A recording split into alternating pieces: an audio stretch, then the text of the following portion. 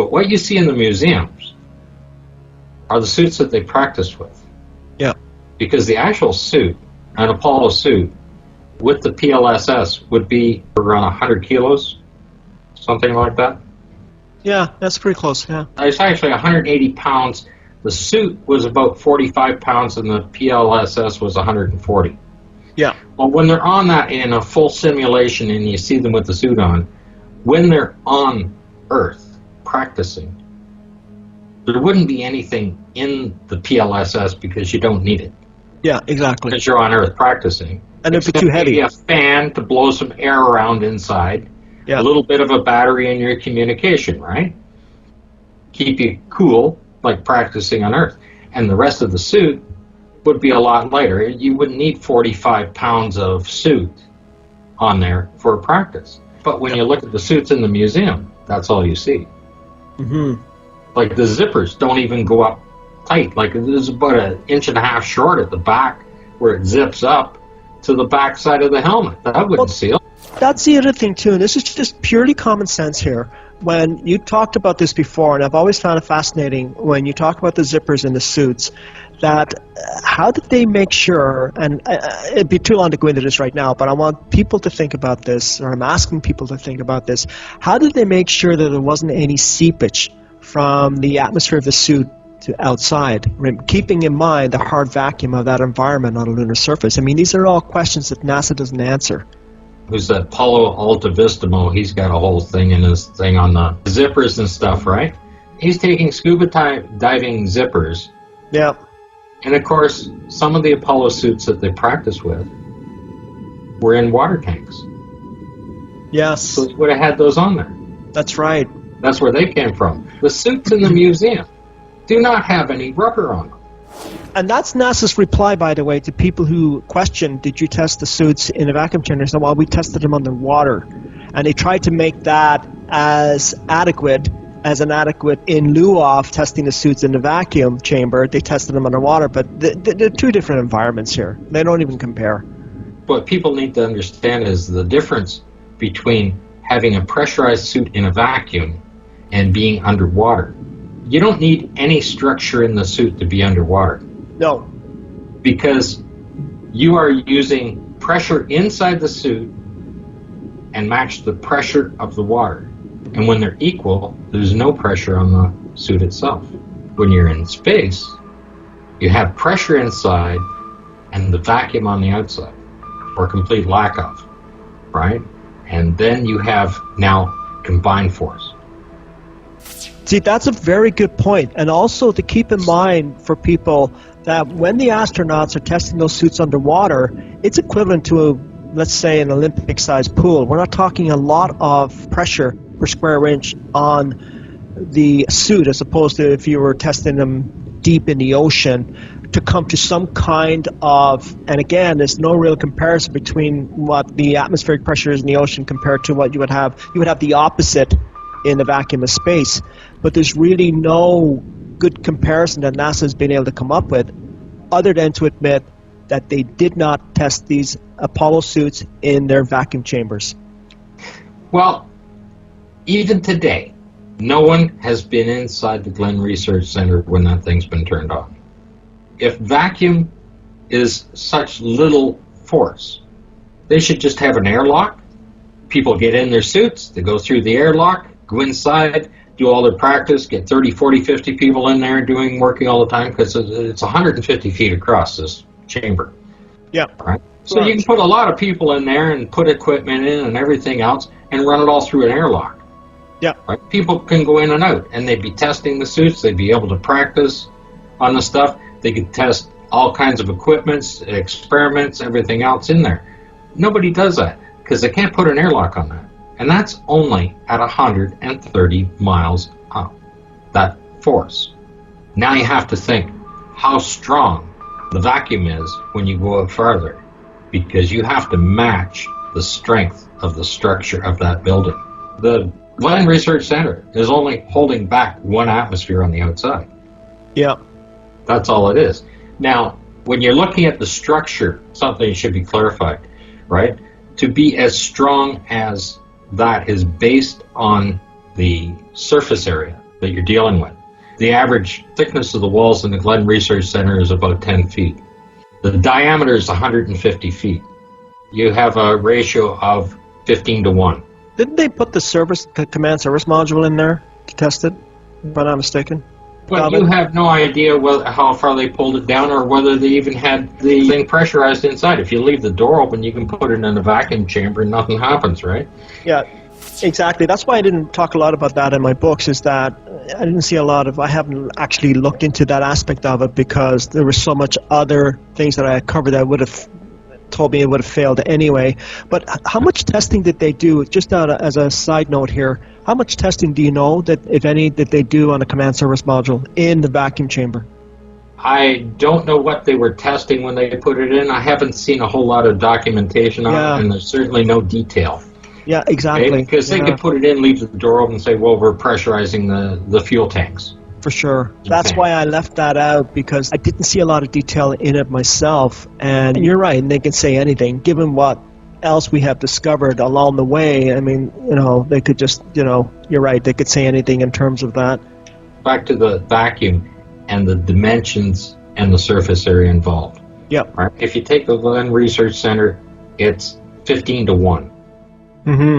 150 feet across, 10 feet of wall. Yep. So if you bring that down and you say, okay, the ISS is 15 feet across, so it should need a 1 foot or the strength of 1 foot, like whether the skin and the ribbing and everything else equals that, right? Right. You take a look at Mythbusters, right? They pick a vehicle up using a vacuum cleaner, shop vac. Mythbusters, they've been discredited a few times now. But what they did by mistake, what they actually showed you, is they just had little quarter-inch plastic lines. Right. Those quarter-inch plastic lines are picking a vehicle up without collapsing. Interesting. Because the surface area is so small compared to it, and the wall thickness of the plastic to the dimension of the hose that they're using. But they're not using one of them, they're using 500 of them or whatever they took to pick the thing up with, right? So it's a combination of that. The vacuum cleaner, the tank did not collapse, yet it picked it up. It's based on the total surface area that they put on the vehicle that allowed it to pick it up. And you see, this is the point for people watching, this is the point that Scott is making, is that there are so many fine details that even some you can do yourself in terms of experiments, which Scott, Robert, and Marcus have done. And including another researcher, Jared White has done that too. He's done some work, has tried to, and successfully, I think, has discredited Mythbusters in their attempt to discredit what they call conspiracy theorists when it comes to the Apollo missions, but actually backfired on them. So this is the point. There are a volume of details when it comes to this subject that it would take you years, but all you have to do, don't overwhelm yourself, all you have to do is just look at a few of the details. As Scott mentioned, the photographic record, the film record. But I just want everybody to know that this can be an overwhelming subject when it comes to the Apollo moon missions, and it's a rabbit hole to go down for sure. But you don't have to look into everything. Just pick some of the details that you like and look into that and go from there. You don't have to cover everything. Don't listen to the proponents. Always like to come back and say, well, what about this, and this? And your answer would be, well, I'll get to that in due time, but what about this? You see, their way of avoiding some of the anomalies that Scott has brought up would be to say, well, okay, well, what about this? And so they try to cover. They don't have a response to Scott's work, so they come up with what about this? But they did this and this and this, and that's how they do it. Is they try to distract and divert you away from that. Before we wrap up, I want to get to the Saturn V, which I found interesting. I'll let you take it from here. Well, you've got the expert knowledge on the Saturn V, and I have looked at it, and what I wanted to talk to you about is what I came across when I was reading some of the detail, because I was looking at the different orbits that they were taking, and I had discussed that before when they said they went around the Van Allen belts and that, so I was looking at some of the new documents to see if they've changed it again, and of course, all their drawings go right straight through the center of the Van Allen belt, right? They didn't move around it. Yeah. So when they're starting off, once they get into low Earth orbit, they've already fired the third stage once. Now, the tanks on the third stage are fairly small because it's housing the payload. It has the LEM and the CSM command module. It's all inside of that. So it has very small fuel tanks, and it's already done one burn to bring it from, 105 miles or something to 125 miles. And then it does the next burn where it accelerates the vehicle into translunar insertion. Yeah. Right? But it does not reach enough speed. It only gets to 25,000 miles an hour when it runs out of fuel.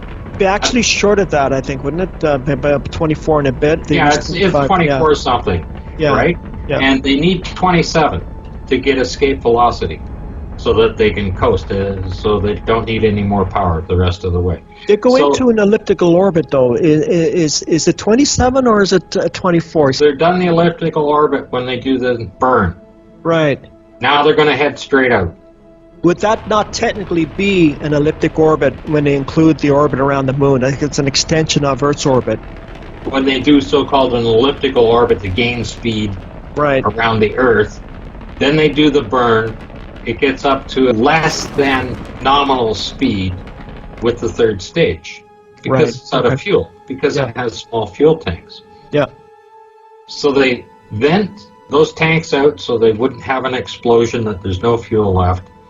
Out comes the CSM, it turns around, goes in, grabs a hold of the LEM, pulls it out, then it turns around again, and the CSM does a burn to bring it up an additional 2,000 miles an hour so that it has escape velocity on this translunar injection. And then, of course, as it coasts through, it gets down, and by the time it gets to the L zone, and that's where the gravitation of the Earth and the Moon are equal, it's down to about 2,000 miles an hour. Yeah, 3,000, that's right. And then it speeds back up to about 6,000 miles an hour, and that's the speed it goes into orbit around the moon. Right, and just for the viewers, what Scott's talking about there is the neutral zone. I call it the gravitational neutral zone between the Earth and the moon. So as the Apollo spacecraft would have been on its trajectory from Earth to the moon, it would be constantly slowing down because of Earth's gravity. When it reaches the neutral point where the gravity between the Earth and the moon is equal, then it stabilizes briefly, and then the moon's gravity takes over and increases its speed. So that's just so as everybody's clear on that. So when you're reading it and you realize that they had to make a couple of course corrections to get to the moon. Yeah. They had to do a burn to get course corrections so that they get to the moon and hit the right spot going in there and meet up with the moon. And that's all highly technical. Yeah. Then you come back and you start reading on the third stage. The third stage makes it to the moon and crashes into the moon, and yet it's not up to speed to get there in the first place. It doesn't have any fuel, it doesn't have anything, it's not being remotely operated by NASA, it's just a blank tank of nothing, right? It doesn't have any controls, it's not anything, it's just the third stage. Just a dead shell. It's not up to speed. How does it get to the moon? That's a very interesting point, because when they do the translunar insertion from the Earth to the moon, they fire, as you said, they fired the third stage rocket one more time. And that's supposed to put it on a trajectory. And that is supposed to have put them into an elliptical orbit. I'm just going by the official version here. An elliptical orbit that would set them on a path around the dark side of the moon and bring them back if the command service module engine had failed. That was with Apollo 11. I think Apollo 12 and on, they've changed that a little bit, but let's just go with Apollo 11.